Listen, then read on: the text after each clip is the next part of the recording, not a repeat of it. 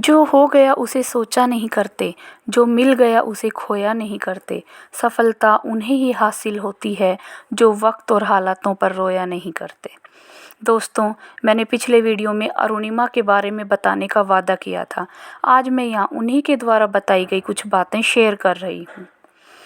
अपने सपनों को जीने के लिए, अपने लक्ष्य को पाने के लिए केवल कड़ी मेहनत ही काफ़ी नहीं है। इंसान को उसी स्तर की मानसिक और शारीरिक परीक्षाओं से भी गुजरना पड़ता है। अर्थात जितने बड़े सपने होंगे उतना ही कठोर इम्तिहान होगा।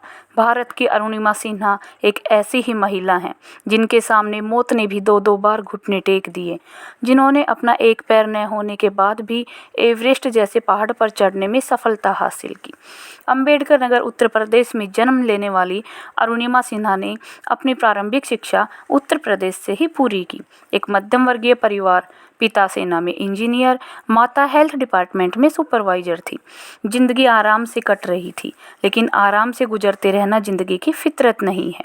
अरुणिमा जब 3 साल की थी तो उनके पिताजी का देहांत हो गया। 3 साल की उम्र में किसी लड़की पर उसके पिता का साया नहीं होना, ये केवल वही समझ सकता है जो इस तरह के किसी हादसे से गुजर चुका हो। ये अरुणिमा की जिंदगी का पहला झटका था। वो खेल कूद में बहुत आगे थी। अपनी मेहनत के दम पर राष्ट्रीय स्तर की वॉलीबॉल चैंपियन भी रही। खेल के साथ साथ नौकरी भी करना चाहती थी। उन्होंने सीआईएसएफ की एक पोस्ट के लिए आवेदन किया था। इस परीक्षा में शामिल होने के लिए अरुणिमा को दिल्ली जाना था।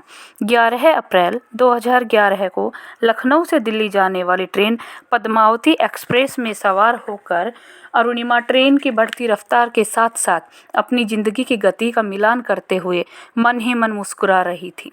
अपने परिवार और अपनी ज़िंदगी से बहुत खुश थी, लेकिन किस्मत को कुछ और ही मंजूर था। सफ़र के दौरान कुछ बदमाशों ने इनसे सोने की चेन छीनने की कोशिश की। अरुणिमा ने जब उनका विरोध किया तो बदमाशों ने उन्हें चलती ट्रेन से नीचे फेंक दिया। इसी दौरान दूसरे ट्रैक पर दूसरी ट्रेन भी आ गई और अरुणिमा का पैर कट गया। रीढ़ की हड्डी टूटी हुई थी। एक कटा हुआ पैर कपड़े के सहारे पटरी की दूसरी तरफ लटक रहा था। दूसरे पैर की हड्डियां भी लगभग चूर हो गई थी। अरुणिमा बताती हैं कि उनके पैर को रात भर चूहे कुतर रहे थे। वे होश में थी, लेकिन अपने पैरों के ऊपर से गुजरती ट्रेनों को देखने के अलावा कुछ भी नहीं कर पा रही थी। उनकी ज्ञानेंद्रियां सुन्न हो रही थीं। पूरी रात लगभग 7 घंटे उसी अवस्था में पड़ी रही। जब तक आवाज़ निकालने का सामर्थ्य छिन ना हो गया, तब तक रोती रही, बिलखती रही, चिल्लाती रही। दूर दूर तक कोई उनकी आवाज़ सुनने वाला नहीं था। इस घटना को सुनाते हुए आज भी वो कांप जाती हैं और सुनने वालों के भी रोंगटे खड़े हो जाते हैं। अरुणिमा बताती हैं कि उसे कुछ दिखाई नहीं दे रहा था, परंतु वे सुन रही थी। उस रात उनके पैरों के ऊपर से लगभग 49 ट्रेनें गुजर चुकी थी। सुबह गांव वाले उनको उठाकर बरेली डिस्ट्रिक्ट हॉस्पिटल यूपी में लेकर गए। वहां जाने पर पता लगा कि ये नेशनल प्लेयर है, तो पहले लखनऊ, फिर वहां से दिल्ली एम्स में इलाज के लिए लाया गया। वहां उन्होंने ज़िंदगी और मौत से बहुत लड़ाई की। लगभग 25 दिन बाद जब वो कुछ ठीक हुई तो एक नई परेशानी मुंह खोले खड़ी थी। पूरे देश में एक खबर फैल गई थी कि टिकट ना होने की वजह से ट्रेन से कूदकर भागने की कोशिश में अरुणिमा का एक्सीडेंट हुआ है। जब उनके परिवार वालों ने इसका खंडन किया, इस बात को नकारा, तो फिर एक दूसरी समस्या खड़ी हो गई कि अरुणिमा आत्महत्या करने के लिए गई थी।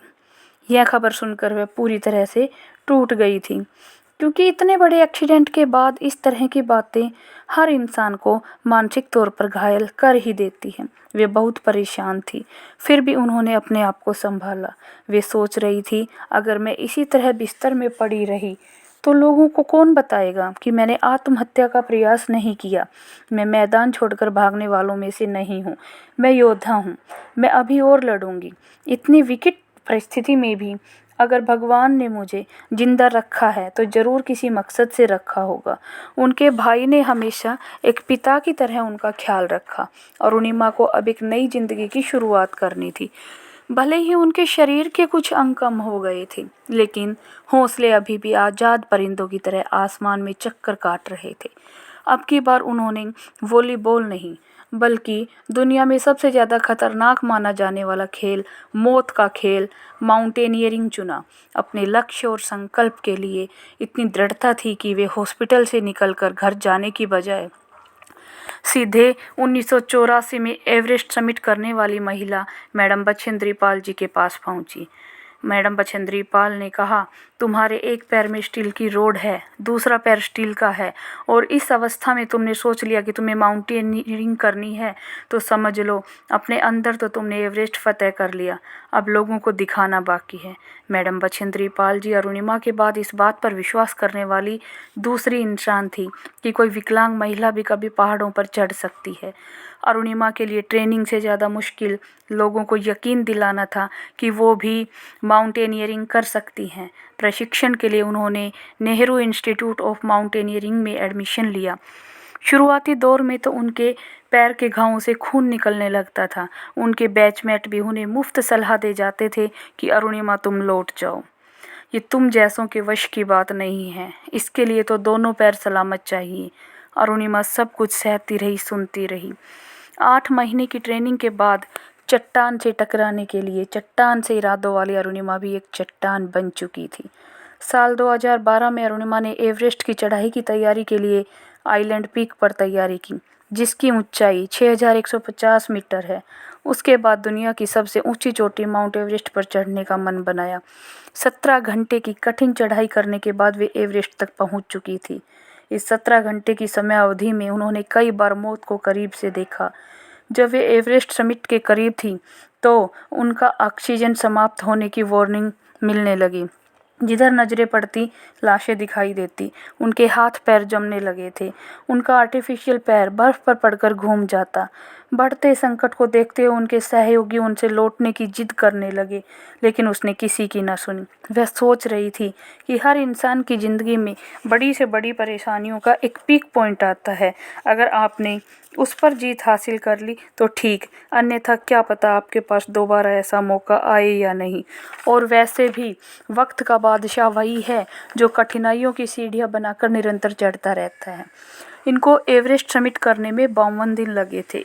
उस समय अरुणिमा 26 साल की थी। 11 अप्रैल 2011 में उनका इतना बड़ा एक्सीडेंट हुआ और उसके 2 साल बाद 21 मई 2013 को सुबह 10:55 पर वे टॉप ऑफ द वर्ल्ड पर थी। वहां पहुंचकर उनका सारा ऑक्सीजन लगभग ख़त्म हो चुका था। सबको यकीन हो गया था कि अरुणिमा अब जिंदा नहीं लौट पाएंगी। फिर भी उनके सहयोगी उनसे जल्दी लौटने की जिद कर रहे थे। अरुणिमा बहुत थक चुकी थी। उनके घुटने भी जवाब देने लगे थे। ऑक्सीजन भी ख़त्म होने वाला था। कहीं ना कहीं उनके मन में भी यही चल रहा था कि अब लौटना असंभव है। इसलिए उन्होंने अपने सहयोगी से एक वीडियो बनवाया ताकि लोगों को विश्वास हो सके कि वो एवरेस्ट फतेह कर चुकी हैं, और उसके बाद लौटने लगी। वे चल नहीं पा रही थी। उनका आर्टिफिशियल पैर लगभग खुल ही गया था। वे उसको घसीटते हुए उतर रही थी। उनकी सांसें फूलने लगी थी। वे मौत के बिल्कुल करीब थी।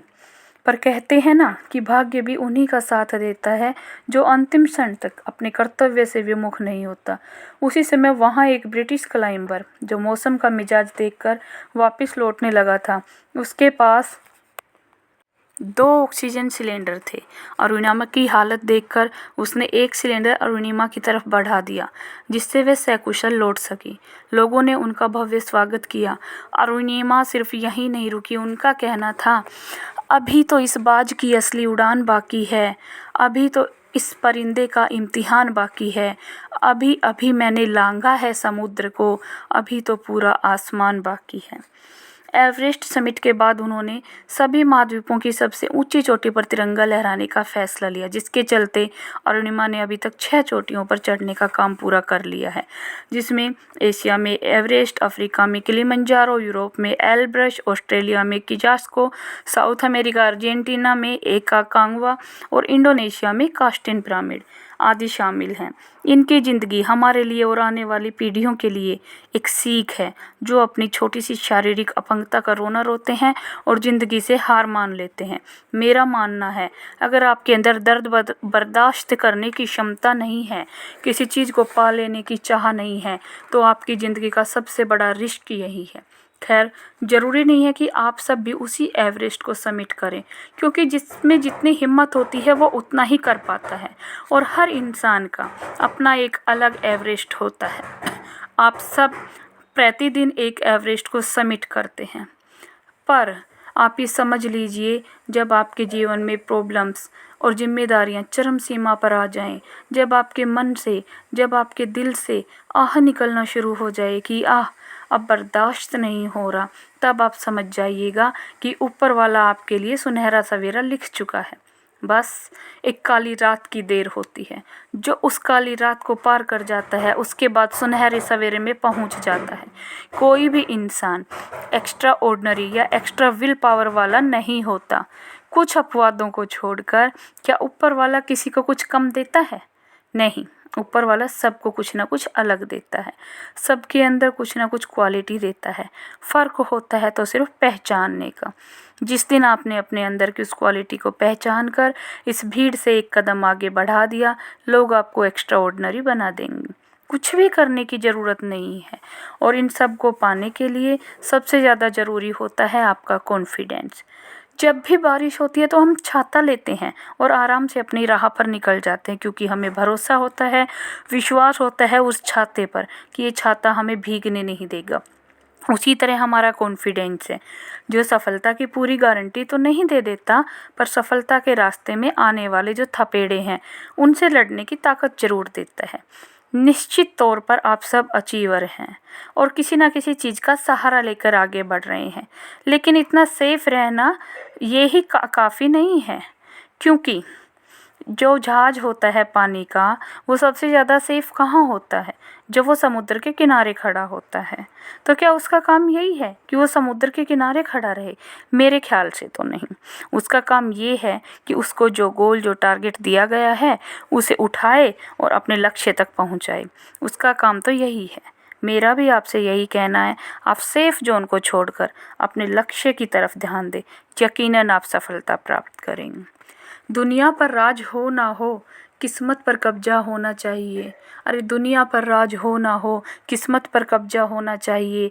हालात चाहे जो हों, आपके दिल में जीत का जज्बा होना चाहिए। धन्यवाद।